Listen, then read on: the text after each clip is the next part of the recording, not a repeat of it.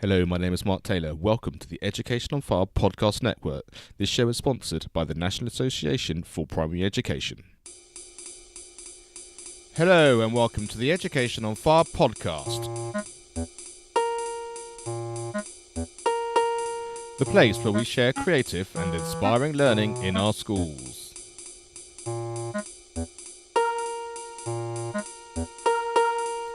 Season 5, Episode 77. Hello and welcome back to the Education on Fire podcast with me, Mark Taylor. Today I'm very excited because I'm chatting to Jim Harte, and Jim is a PE specialist and he'll give us a lot of background about what he does over in America. But the most exciting thing for me is the fact that he's an Education on Fire listener and came to me and reached out to me to want to share his experiences in terms of what he does over in America, but also in relation to what he's been hearing. So this sort of direct dialogue about what we've created on this PE season and in relation to an audience person actually wanting to share what they're doing, which I think is brilliant. Jim, thanks very much for joining me today. You're welcome, Mark. I'm excited to be here with you. So let's start about, first of all, how did you come across Education on Fire, and what was it about that you made you want to reach out and be part of this PE season?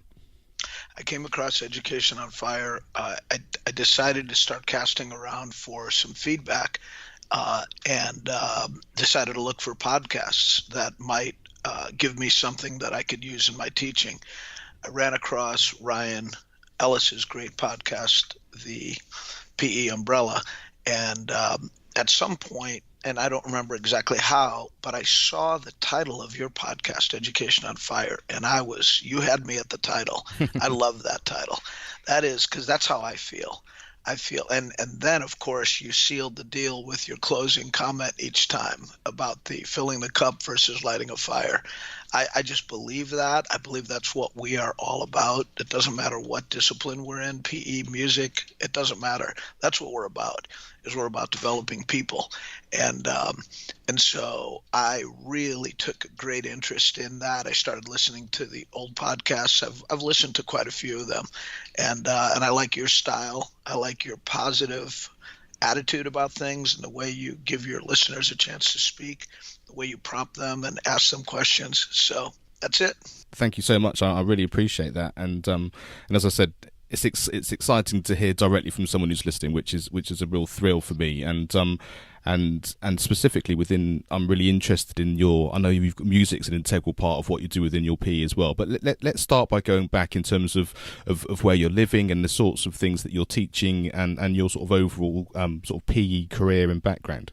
Sure. I live in Tampa, the Tampa Bay area of Florida, USA, West Central Florida.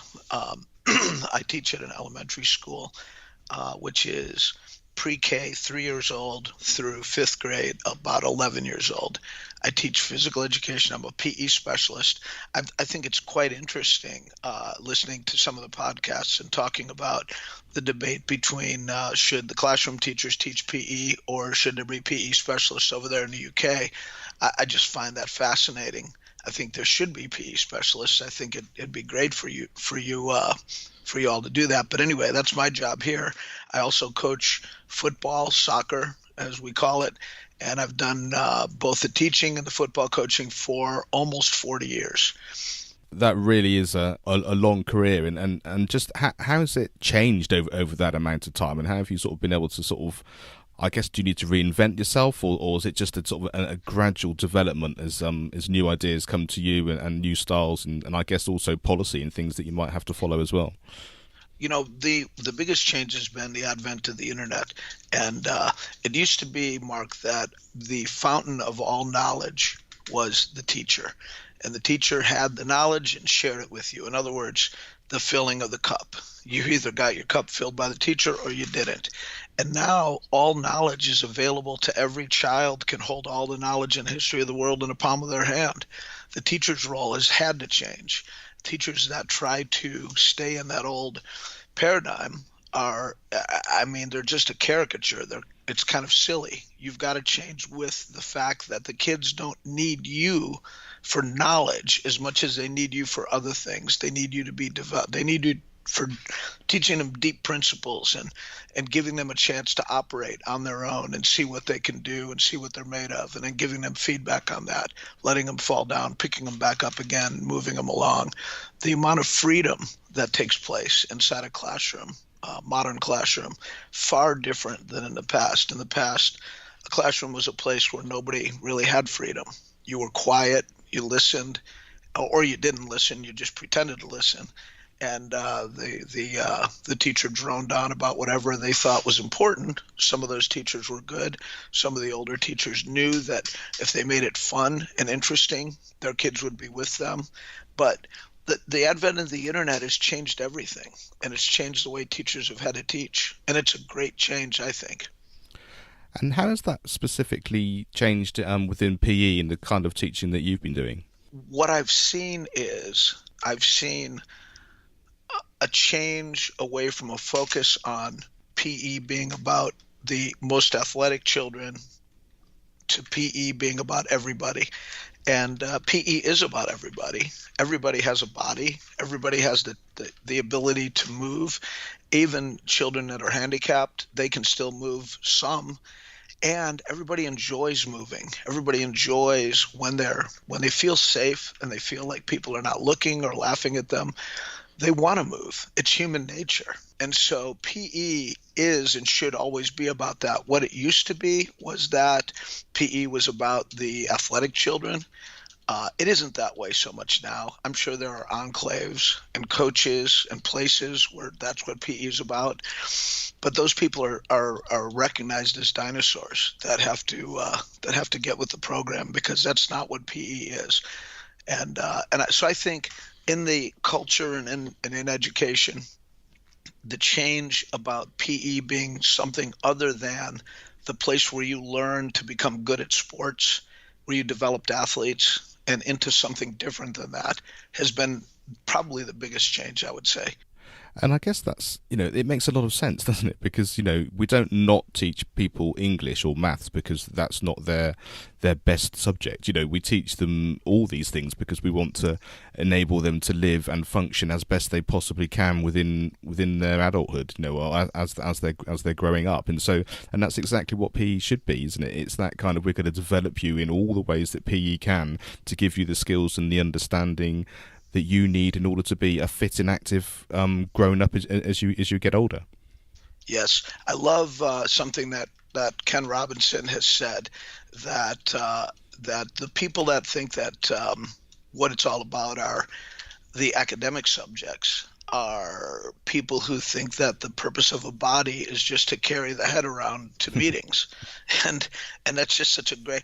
The body is just as much a part of you as the rest of you. And so if, in fact, that education is about lighting somebody on fire, where does that fire come from? I mean, it can come from a lot of different places, but it can come from within the body, the chemistry inside the body. It can come from a feeling that you can get. And that feeling can take place at PE class, and it comes from self-belief. Self-belief can take place at PE class. If PE is set up for everybody, then what matters is not what the performance of athletic performance is, but what matters is what the improvement is, what people can make themselves into, what people can turn themselves into with effort. And when people see that, when people believe that, when people come to believe that they can be anything, they want to be if they apply themselves, boy, I'll tell you what, now you've lit a fire, and PE can be the place where that happens. And also, we know from most people's personal experience that when you're active and when you're actually engaging in exercise in whichever form that you're able to do that within your life, generally speaking, you feel better. I mean, I spend a lot of time inside, whether it's doing my professional playing career when I'm in a theatre or in a pit and it's dark and I'm sat on my drum stool and doing that. But the one thing I do once I'm needing to get out of there is I need to go for a walk. I need to, if I've got a morning off, be able to go to the gym or do some kind of tennis and sport or something like that, and then I sort of feel rejuvenated, and it's just knowing the fact that it's such an integral part of your life and in terms of how it affects everything, not just your overall PE ability. Yes, 100%, Mark. I agree so much. And I think people know this instinctively. Everybody knows this is true. Everybody has had these experiences. And what they just need to do is connect those facts, the fact of how you feel after exercise, to the fact that we are trying to educate these children. We're trying to awaken them.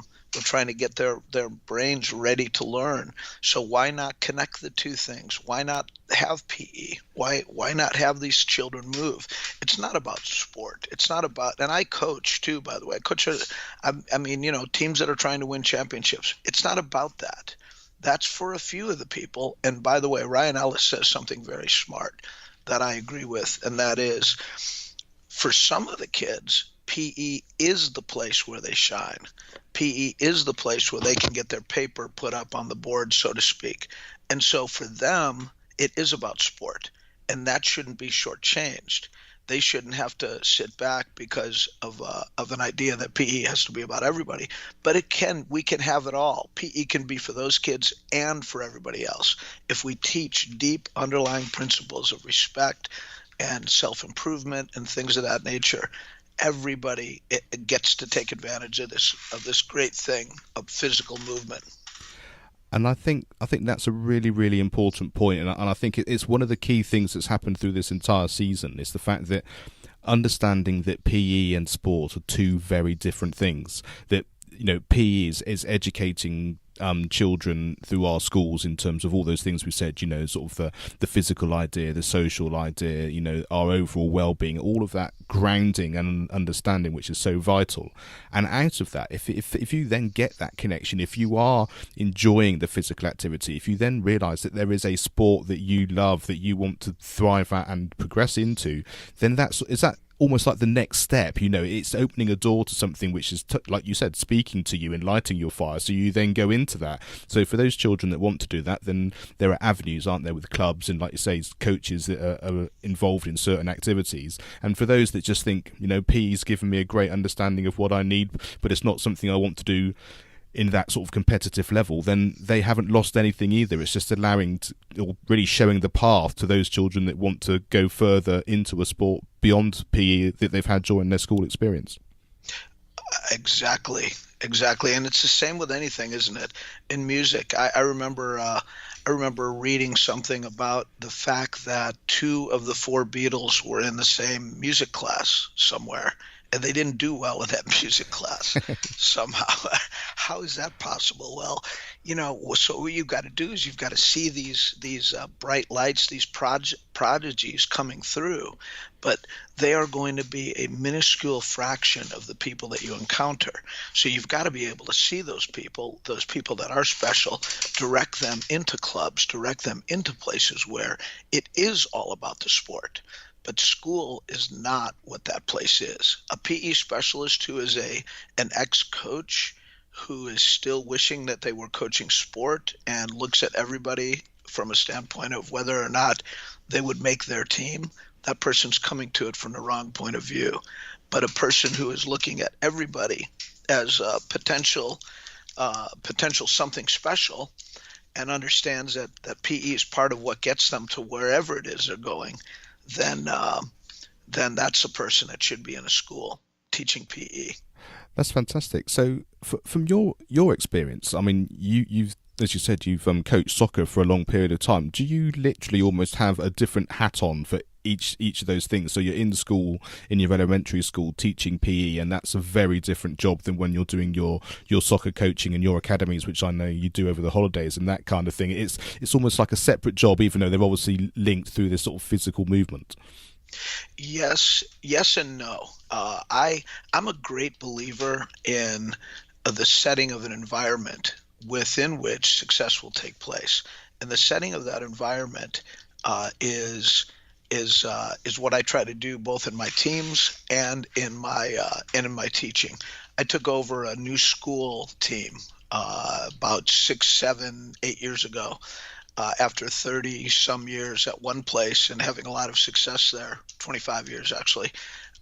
Then and in my first meeting, the very first meeting that I had with my new place, I said to the kids, and I wanted to find out what they were like. So I said to the kids, okay, you're the players, I'm the coach. What has to happen is the players need to do what the coach says. Anybody disagree with that?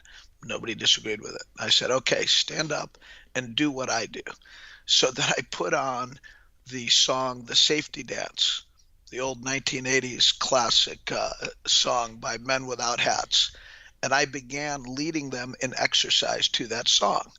And I said, in my mind, I wanted to see if they would follow me. And if they didn't, then I knew what I had with me. But if they did, goodness sakes, we were going to be special. Well, of course, everybody got up and did it. It helps the fact that that was our first meeting and everybody wanted to impress the new coach. They thought he was probably a little crazy.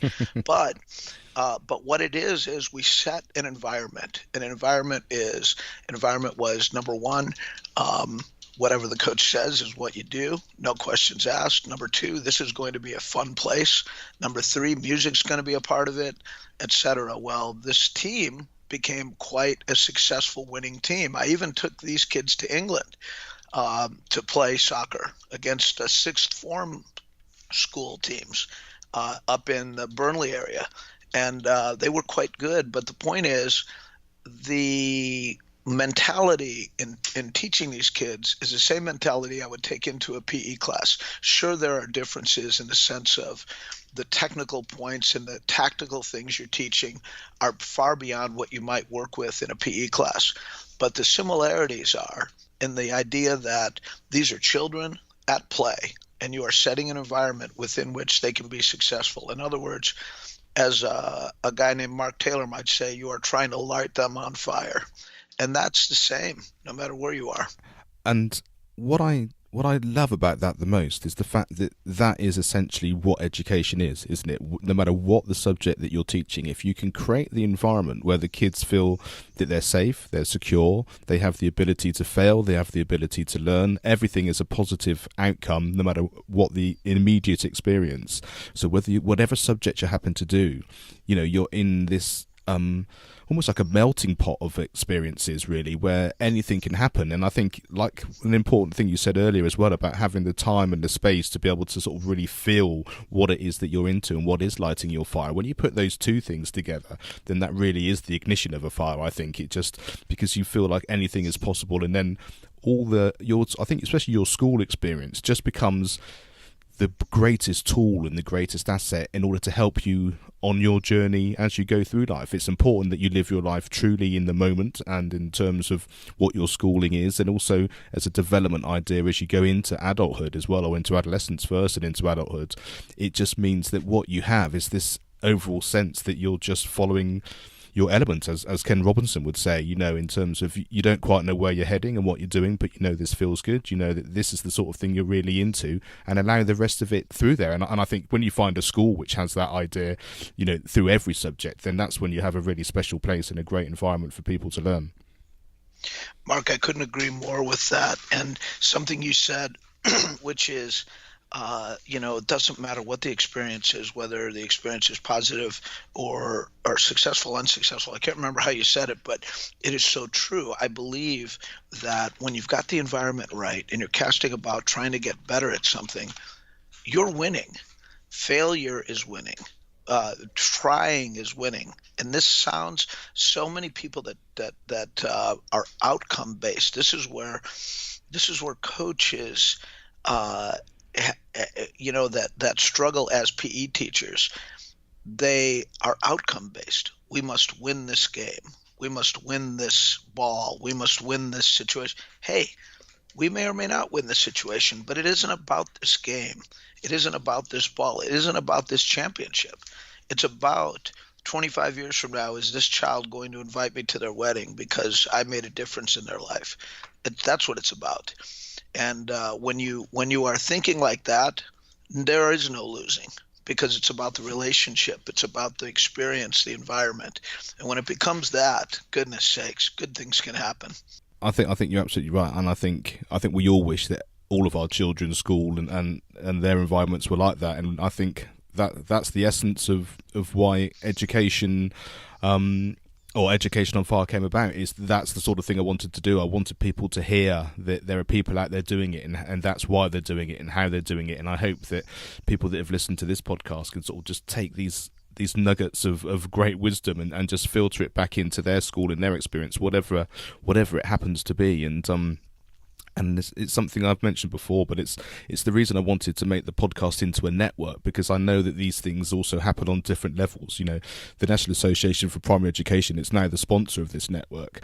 They're able to influence. They talk to ministers and government and that kind of thing to try and sort of push these ideas of a child first centered education.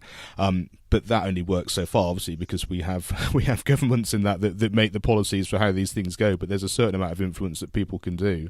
And then this podcast, where we're learning from teachers and people that are actually implementing these things and changing kids' lives on a day-to-day basis based on the way they think, the environment they're setting up, and also the Learning on Fire podcast, which is about the experiences of individual people who have, like you said, positive or negative experiences, how they've put these things together to make the life that they live. And I think all these different levels are really, really important, and why I'm excited for the future of how all this can come about, and bringing it sort of full circle, really, which is the reason why music has been an important part of my journey, and why Primary Music on Fire, my music membership site, is about to launch, just because that's my passion. It's what I do and what lit my fire, which is why I'm keen for everyone to feel that thing as well. And so I'm also keen to understand how music integrally fits into what you do, and why you feel it has such an impact within your sort of PE fields. Mark, it's a part of everything we do, and we use music every day. And it isn't just background music that is, being played while you do what you do, and almost like white noise in the background. The music itself is essential. The songs selected are essential. Let me try to explain a little bit what I mean. So first of all, in a standard PE class here in the United States, the class will include some exercising, some physical exercising, and your standard exercising might be some jumping jacks, some push-ups, some sit-ups, a few other basic, repetitive exercises. Those are good things to do. They're important things to do. Our way of thinking is, okay, if we're going to do these things, let's make it interesting. And so what we've done is we've done the exercises to music, but not just any music. So what I'm a great believer in is narratives within a school, within a learning environment, a running narrative over a period of years, by the way. There's many narratives that we have going on in our school, but then the musical exercises can connect to the narratives and can connect and support the narratives. Let me give you an example. Last year, our exercise routine, the narrative of what does it take to be a successful student at Cypress Woods Elementary School? What are the underlying principles that it takes to be a successful student? And the underlying principles that we identified were preparation, hard work, discipline, fun, love, belief, courage, respect, and a principle that we ran across called Bernoulli's principle, which is the principle of lift. And that explains how airplanes can fly. Bernoulli was a 16th century or 17th century scientist. I think he's English, actually. That discovered the principle of lift, which led ultimately to wings on an airplane being able to hold that thing up in the air. So I love that principle, the principle of lift. There's a principle that you can do something that can lift people. Love that. So that's one of our principles. So how do we make those principles come alive in our exercise routine? Well, we selected songs to exercise to, one for each principle. So, Mark, the old Alan Parsons Project song "Serious"? That was our first exercise. "Serious" was the song that we would do while we were stretching. Stretching is preparation. So you prepare for your work to that song. Then there's a Moby song called "Flower." Green Sally Up, Green Sally Down. It's a very catchy song. But that was our next song in the exercise routine, and we would do deep knee bends during this song, and that was the principle of hard work, because it is hard to do those deep knee bends. And then our third song was "I Walk the Line," Johnny Cash. That was the principle of discipline. If you are disciplined, you can walk in a straight line. If you're not disciplined, the line's going to be a mess, right? And so during that exercise, the kids actually walked around during the exercise, and then they would stop at various points and get on the ground and do some exercises, get up, walk again, stop, do some exercises. It's amazing, actually. When you see it all happen, it's really cool. Then for the fun principle, we did 2 songs, the Jailhouse Rock, which is just a fun song. Anybody that's ever watched the old Elvis Jailhouse Rock video knows that those people are just having a whole lot of fun. Yeah, for sure. Exactly. And Surfing USA. Tell the teacher we're Surfing USA. And so we created lively exercises to those songs, and that's just the underscores that school. Yes, it's about preparation, hard work, and discipline, but it's got to be about fun as well. Then the principle of love. That was the song we selected there was Soul Man, the Sam and Dave song, and we highlighted some of our VE kids. VE is varying exceptionalities. That is children with Down syndrome, or that are in walkers, or all kinds of reasons why they have to be in a special class. And so we have a boy, Down syndrome boy at our school named Dylan, who is just an amazingly charismatic individual. So he is the soul man, and everybody at the school knew he was a soul man. That was his thing. And so Soul Man was the love principle, because Dylan just exuded love. There's a song called Try Everything by, it's from a movie, Zootopia, and Shakira sings it. Try everything. That's the principle of belief. I messed up tonight. I lost another fight. I keep messing up, but I just start again. And the words to the song are all about believing in yourself and not being discouraged. We had a blind child, Mark, in our varying exceptionalities class, named John, and we put "See Me, Feel Me" in there in our routine, and we gave John a role in the routine, in which was quite amazing. Actually, he would walk across the court with his walking stick out in front of him, and then would lead exercises for kids. And the point there being, hey, listening to you.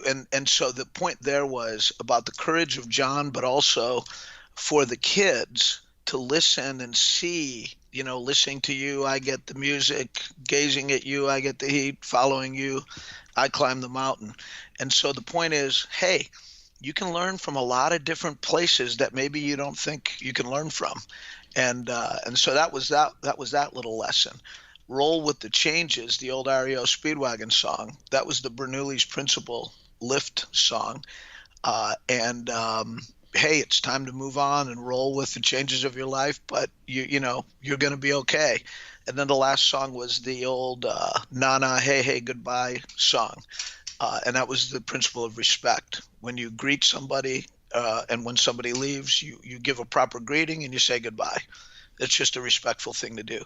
So all year long, we would cherry pick these various songs at the beginning of a class, and then we put them all together in a big production and invite all the parents to see the production. At the end of the year, we'll get as many, Mark, as 800 people to come and watch this, and maybe 300 kids out there doing the routine together. It is amazing. Quite amazing. But what you're doing is, every time you're playing, because you explain what these songs are about to the kids, and they understand, okay, this is why we're doing this song. I get it. Now I understand why the coaches selected this. And so every time you play one of the songs, you're underlining one of the core principles that you want them to operate from.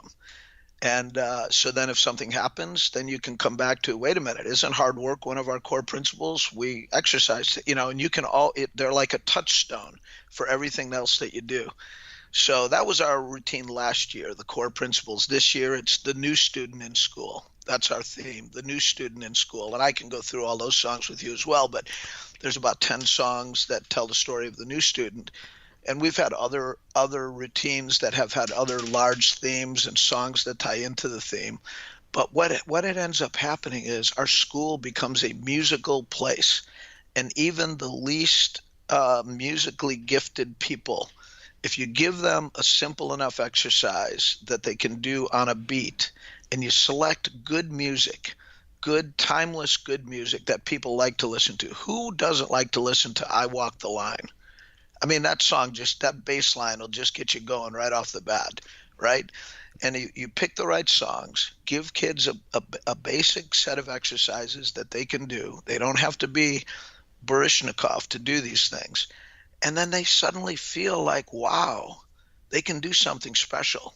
And then they all do it together. 100 kids, 300 kids doing all of this together. Imagine the power in that.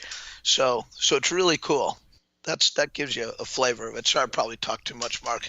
No, it's absolutely fantastic, and there are so many great things that I find really interesting there. One is the fact that that complete cross-curricular sounds a bit not really the right way, but just to have an embedded philosophy and an embedded way of learning across the school, which, like you say, is a touchstone. I love that idea. A touchstone of being able to just, oh yes, I know what this means in this situation, in that situation. And the thing that I love about music is always that it's kind of a way of connecting to what life is about in a way that you don't have to put into words, even though lyrics and that kind of thing can happen. But like you say, just hearing a beat, just hearing a song, which you just think, there's something in this which I know is integral to me as a human being, and you get from that what you can, and like you say, the power of being able to do it together, the power of being able to join all these things up in an environment, and also to give them the understanding of why that's the case. That's a really important factor, isn't it? It's not just about an innate understanding. It's how that then fits within what you're trying to do. The understanding of hard work. The understanding of respect, and I think over such a long period of time, to be able to have a whole year's theme of that, and then to be able to rotate those into different years, I think I can understand why that's so successful. I can understand why it's so powerful, and I can understand why these things are so incredible for the children that you're able to teach. Yes, it is. And what it does, it's like you're standing at a big door. Imagine a big, I don't know, I'm trying to find the right picture, but you're opening a huge door, and then the kids can just go through that door because you've opened it for them. And then they can apply these principles in various ways, and they want to apply them in various ways. And so now, now they go and have fun, or they go and be disciplined, or they go and work hard, or all of the basic underlying principles of success. And they love the fact that they're not doing it just because of this exercise routine. They're doing it because that's what their parents have taught them to do. That's what they've learned is the right thing to do. Maybe the exercise routine gives them a little bit of affirmation on behaving in these ways, because honestly, Mark, let's face it, we as teachers have to be in the person building business, because there is so much other influence that comes into their lives that can take them sideways.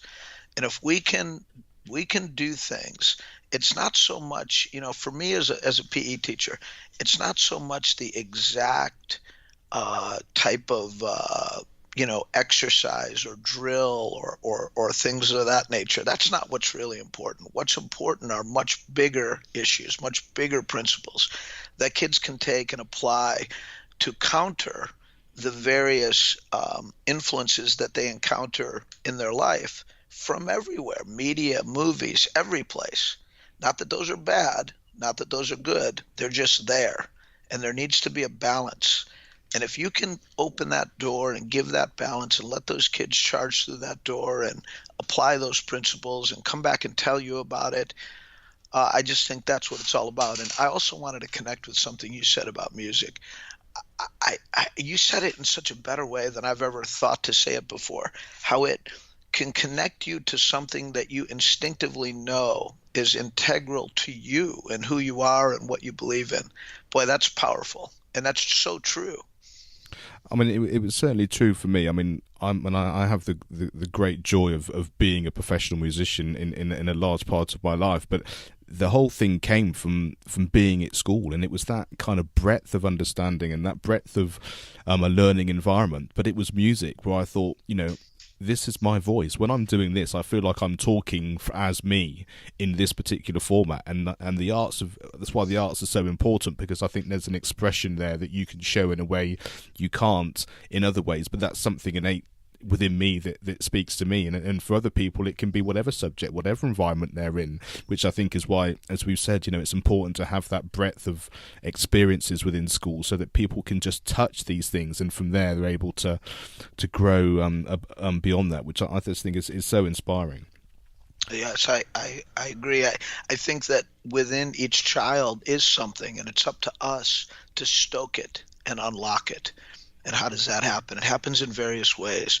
PE is one way, music is another. I'm sure art is another. That's why I like Ken Robinson so much. He's really on point with exactly what you just said. Those things have got to be there. And then we can come back to the English, we can come back to the science, we can come back to the math. All those things are important too. But what about the person? It begins with the person, doesn't it? It does, absolutely. That's absolutely key. And I think when we remember that, then everything then becomes exciting, because we're doing it with purpose and reason, and an understanding of what we're trying to achieve, rather than just doing stuff because we're told to do it, which I think then filters through to the children, because they believe often they're in school doing it because they're being told to do it. And I think the way that you so beautifully described it, and with that exercise and the music and the routines that you've got, that just generates a whole different feeling within me just as a listener, and through our conversation. So what it does to children, like you say, and doing it together as a class and a large group of children of a few hundred, I mean, that's something that's going to live with you for the rest of your life. I agree. That's a moment. And Mark, I'm a great believer in moments. I bet you are too. Absolutely. Just creation of a moment. Music can do that, can't it? Yeah, and I think the important things about those, and it's that kind of, I guess the best way to describe it is it gives you a sense of the moment is almost like the shining star of what is true, and why you're here and what you're trying to achieve, and it's so powerful, and it's so connecting. What it does is it means that when you're doing the hard work, when you're putting the effort in, when you're having to strive for something which you feel might be just a little bit out of your control, once you've experienced those moments, wherever they happen to be in your life, the first time you're able to move, or the first time you're able to do something you haven't done before, that's innately what we do when we're trying to learn as a baby all the way through. Once you realise that's exactly what it's about, then the rest of it follows, because that's part of the process, and I think that's the important thing to get across to people. I couldn't agree more. So it sounds like the school that you're at is an incredible school, and I'm going to put some links on the show notes of all these things that we've talked about, so that people can really get a sense and delve into it a little bit further. But I know you've also been acknowledged for the work that you've done, and had some awards and those types of things. And I'd like just to sort of, as we finish off, just sort of talk a little bit about that, not in as much as what they are, although I'd like you to explain what they are, but the fact that it's great that there are people that are recognising that this is the type of thing and the type of work that you're doing, that you're describing, can have influence on others, and these types of things are a way of really shining that kind of light for everyone. Okay, sure. I have you heard of the Character Education Partnership? I haven't, no. It's a group out of Washington, D.C. I think it's been around for going on almost 30 years now. And as in schools in the late part of the 20th century, as religion and religious lessons and things of that nature were phased out of school, certainly here in the United States. I'm guessing it might be the same there with you. What ended up happening was there's a bit of a vacuum in the idea of teaching right and wrong.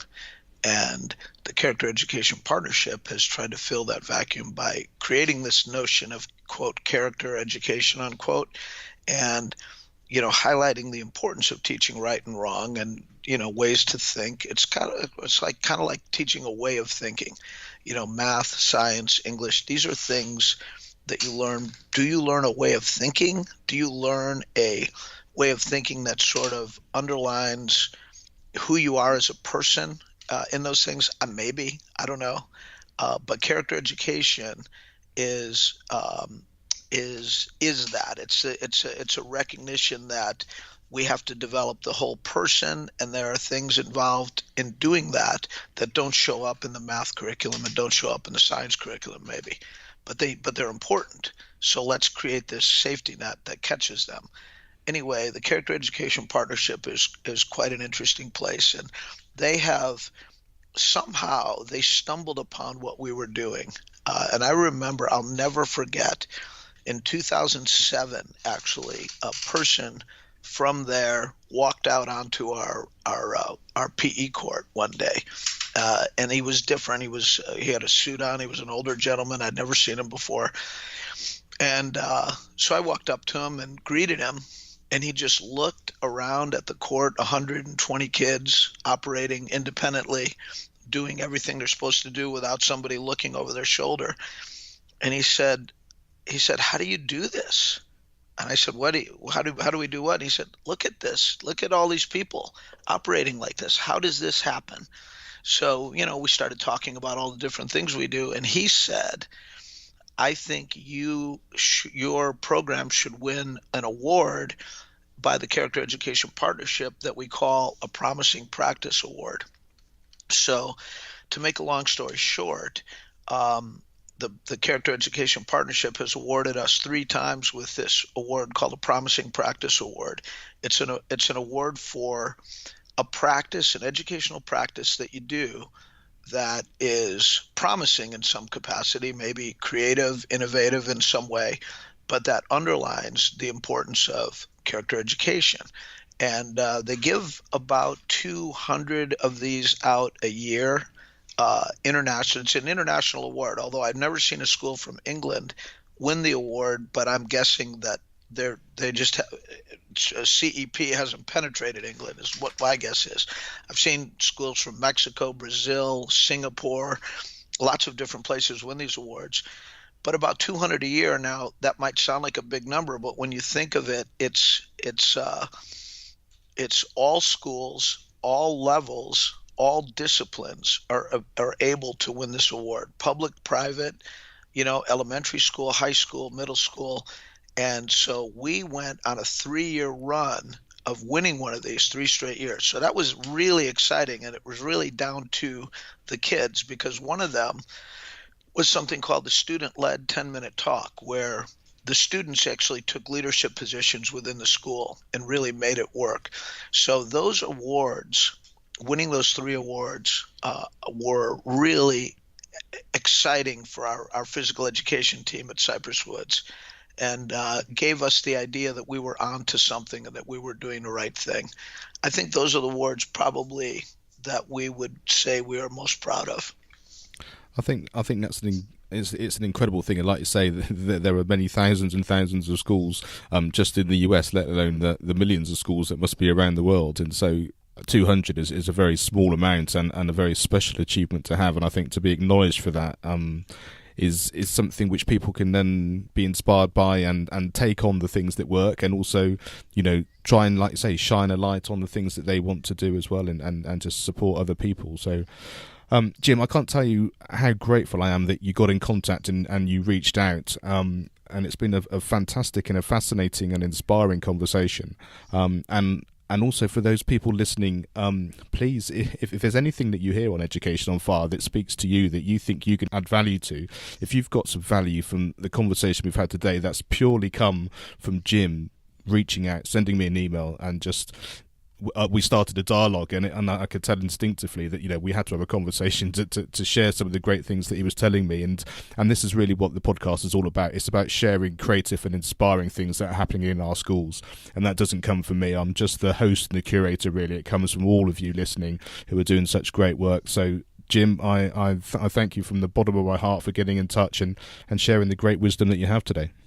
Thank you so much, Mark. But Mark, you should take great pride in this podcast, and you are downplaying how important this is. It's about being a facilitator, and you are facilitating. Think about what you're facilitating. I wouldn't be reaching out to you if you didn't put this together. This is great what you're doing, and I'm very grateful. Thank you. I appreciate that. Thanks very much. Thanks for listening to the Education on Fire podcast. For more information of each episode and to get in touch, go to educationonfire.com. Education is not the filling of a pail, but the lighting of a fire.